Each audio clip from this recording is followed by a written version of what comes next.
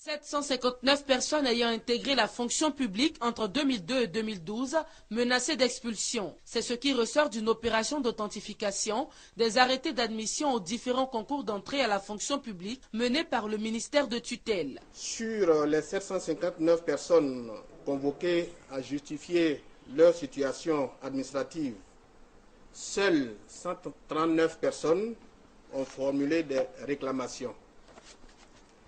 Le traitement de ces réclamations a donné les résultats suivants. 89 personnes ont pu apporter la preuve de la régularité de leur présence dans le fichier de la fonction publique. Elles ont donc été confirmées dans leur statut de fonctionnaire. 50 réclamations ont été jugées irrécevables au regard des pièces fournies. Enfin, 620 personnes n'ont pu formuler de réclamations.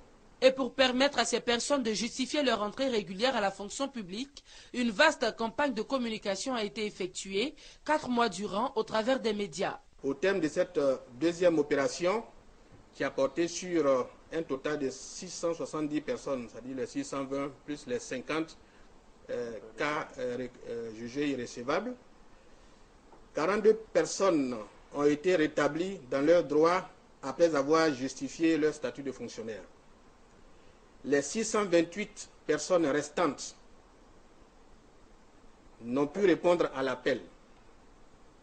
Il est à noter que sur les 628 personnes, 61 d'entre elles perçoivent déjà un salaire. Les contrôles effectués au sein des différents services de tous les ministères montrent qu'il y a eu manipulation frauduleuse des arrêtés, tentative de fraude sur la promotion de certains fonctionnaires, falsification des arrêtés de nomination, entre autres. En attendant que les responsabilités soient situées au niveau des instances dirigeantes, le ministère de la fonction publique a procédé à plusieurs actions, notamment la saisine du procureur de la République et la mise sous contrôle du salaire des fonctionnaires déjà en solde.